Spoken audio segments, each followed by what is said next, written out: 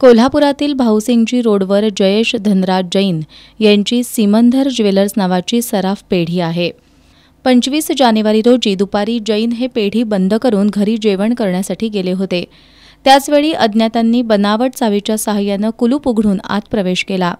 चोरट्यांनी पेढीतील रोकड आणि 250 ग्रॅम वजनाचे सोन्याचे दागिने लंपास केले होते. या प्रकरणी जयेश जैन यांच्या फिर्यादीवरून जुना राजवाडा पोलिसात अज्ञाताविरोधात गुन्हा दाखल करण्यात आला होता. या गुन्ह्याचा समांतर तपास करताना स्थानिक गुन्हे शाखेच्या पथकानं अत्यंत कौशल्यपूर्णरित्या आणि तांत्रिकदृष्ट्या तपास करून कोल्हापुरात येणाऱ्या परप्रांतीय कारागिरांची माहिती संकलित केली. ही चोरी परप्रांतीय कारागिरांनी केल्याची माहिती प्राथमिक तपासात मिळाली. त्यानंतर पोलिसांनी तपासासाठी परराज्यात पथकं रवाना केली होती. तपासात पोलिसांना हा गुन्हा पिंटू जयसिंग राठोड यानं आपल्या 2 साथीदारांच्या मदतीनं केला असून तो बेळगाव रोडवरील नीलकमल हॉटेलमध्ये असल्याची माहिती मिळाली.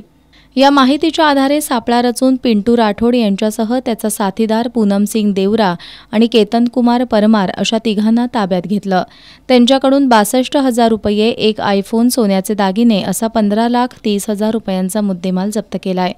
ही कारवाई पोलीस निरीक्षक रवींद्र कळमकर यांच्या मार्गदर्शनाखाली सहाय्यक पोलीस निरीक्षक सागर वाघ, पोलीस उपनिरीक्षक संदीप जाधव, शेष मोरे, अंमलदार सुरेश पाटील, हिंदूराव केसरे, सागर माने, संजय कुंभार, प्रकाश पाटील, अमित सरजे, सतीश जंगम, समीर कांबळे, राजू कांबळे, रफिक आवळकर यांच्यासह सहकाऱ्यांनी मिळून केली आहे.